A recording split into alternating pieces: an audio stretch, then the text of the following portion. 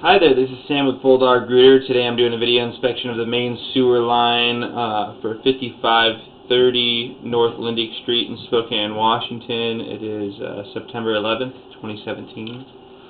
So right now we're doing a video inspection of this line. I got the camera pushed all the way out to the city sewer. That's where we're seeing all that water and debris pass by. Realistically, the homeowner is responsible for their connection to the city sewer. So this point, exactly where we are right here, all the way back, that's gross, to the house. So I'm going to start pulling things back and explain some things about this pipe. As we start to pull back just a little bit, you'll see a very, very large root mass. It's pretty much encasing the whole entire pipe in this section.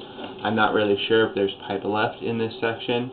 I put my snake through it about as much as I can to get this spot opened up and clear, but it is a very, very large section of roots that is encasing this type of pipe right here. The type of pipe we're in this section of the pipe is clay tile. It's usually fairly good unless there's a big hole in the top where all the roots are starting to get in.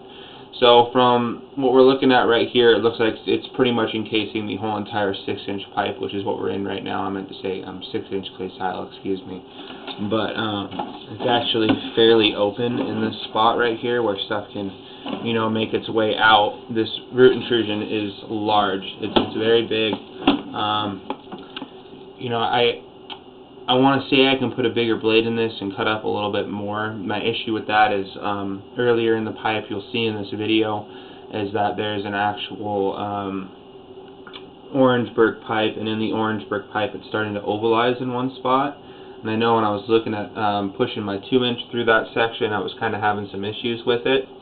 And once I got through that spot is where we started to get all this stuff. Now if I go in and put a bigger blade on it, if I can get past that spot, great. If not, we're, kind of SOL. If I do get past that spot, we cut out more of these roots. I'm worried the pipe may collapse in this section if I cut out more of the roots, or if I start pulling a lot of this stuff back. I don't know if I'm going to be able to get the snake out with the roots and the bigger bit on there.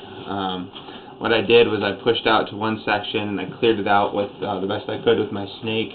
And that section looked to be pretty clear. And we got to this section, I kind of did the same thing back and forth to kind of poke a hole the best that I could, and this is kind of what we're left with. You can see it's sitting at the bottom of the pipe right here where stuff kind of makes its way out, but it's a very, very large root mass. It's not looking like much pipe is actually left in that spot right there. I'm going to end up probably giving you guys a referral over to Bitsky to look at repairing this spot or replacing the line altogether. Yeah, it's not looking too good, unfortunately. So yeah, we're pulling back 6-inch clay tile, and here's where we switch over to the 4-inch clay tile. And I think this is the spot that I was kind of working through, trying to cut back and forth and clean this section up. So as you can see, this got pretty good, and then we go into this bigger 6-inch pipe right here, and that's where stuff starts to get kind of bad. And it's right at the connection of your hub, and it's about the biggest hole I can poke through this stuff without risking collapsing the pipe, because the roots are encasing the whole entire thing. We'll start to pull back here, switch to 4-inch clay tile in this section. The spot looks like it's cleaned up pretty well. One moment, please. Alright, so clay tile is usually put in 2 to 5 foot sections. Those sections will start to settle and get offset over time. You'll see some lips in the pipe and whatnot. That's kind of what we're looking at here, just a lip. And then right here we switch from a 4-inch clay tile pipe to 4-inch Orangeburg pipe. Orange was put in between the 40s and early 70s. It is made of compressed wood pulp and tar paper. So as you can see, while we're cabling through this line, you can see scratches at the top of the pipe, little chips taken out and stuff like that. It's unfortunately normal for this type of pipe to do that while you're snaking it. That's why we never recommend yearly maintenance on this type of pipe. The more we cable it, the more we're making the line decay. Usually I say get the tree roots cabled out once a year and you'll be fine. In this instance, that's not necessarily the best option. It's like we got a little bit of roots hanging on and a little bit of ovalizing starting to happen. So what we're looking at right here is the Orangeburg pipe likes to decay in kind of 3 different ways. You'll start to get like ripples and bulbs on the inside of the pipe, blisters almost, that you'll see coming up, and they'll make the bottom of the pipe really rough, and that's just kind of due to age. it'll start to crack in those blisters. You'll see little cracks along the walls of the pipe and whatnot, and then it'll start to ovalize and eventually collapse. Right here, the bottom of the screen is towards the top left-hand corner of the screen, and the top of the screen is going to be where the roots are coming in towards the bottom right-hand corner of the screen. You can see that the seam itself is a little flat on the top, and that's due to the pipe starting to ovalize and get kind of bad. We got another little root intrusions coming in and some cracks on the side of the Orangeburg. We're looking at towards the top part of the screen right there. Roots are kind of just finding their ways in the Orangeburg itself. We're starting to see blistering towards the right-hand side, how there's kind of like a little bulb up, and you can definitely see it's not necessarily a circle, it's more oval in this particular section of the pipe.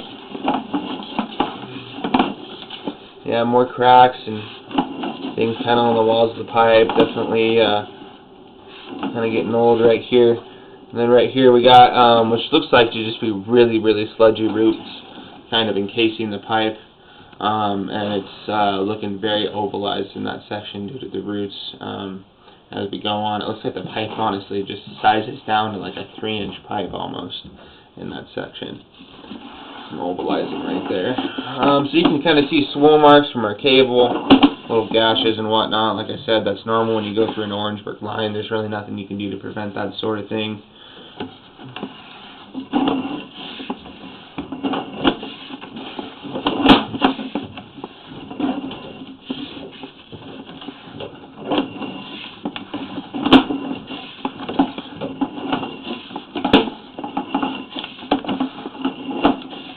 That's kind of what a normal Orangeburg seam looks like. It's still circular, no cracks or any sort of blistering or anything like that at all.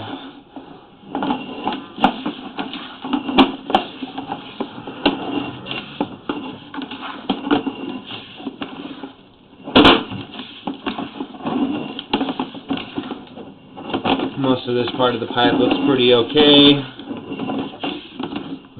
A little bit of ovalizing right there, nothing too crazy.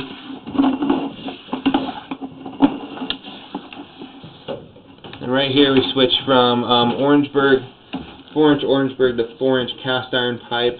Cast iron's usually pretty good. You're just looking for large amounts of rust debris, holes and cracks as well. We see a little bit of rust here. It's pretty normal. It's not looking too bad. It'll start to get really, really flaky and almost like you'll see chips sitting inside of the line and whatnot. So it's not really happening here. This cast iron looks like it's in pretty good condition. It says I'm about 30 feet out right now. The sewer line itself is about 85 feet long. And then we switch over from that cast iron back into 4-inch Orangeburg. Usually what that means at some point they had to do a spot repair on this line.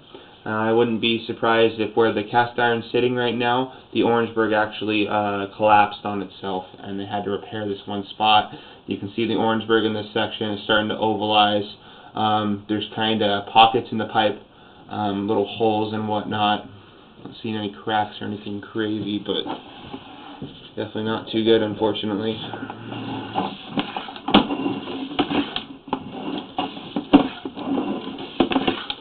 Alrighty.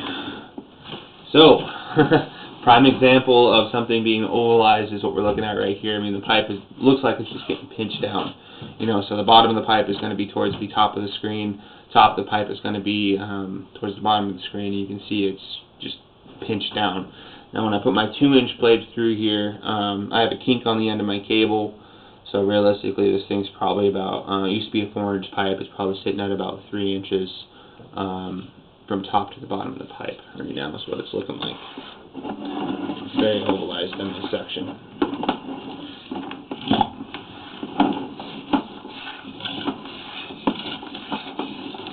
And we switch back from the Orangeburg over to cast iron. It says I'm about 10 feet out from the clean out from what we're doing our video inspection from today. And what it's looking like is this is probably the cast iron that's stubbed, you know, a couple feet out of the foundation. We'll pull it back and end up at the clean out here.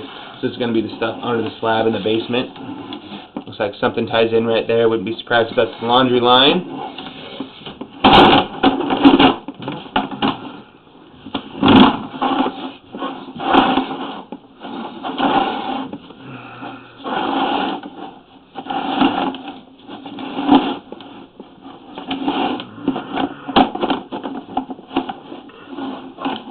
Give me a second, the camera got a little untangled on me.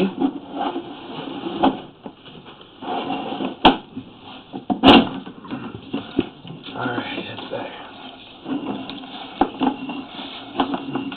Like I said, laundry line most likely right there. Going to be popping out of the sewer line right here from the clean out where I'm doing my work from in the basement. And once again, that was Sam with Bulldog Rooter. That's going to conclude your video. Thank you.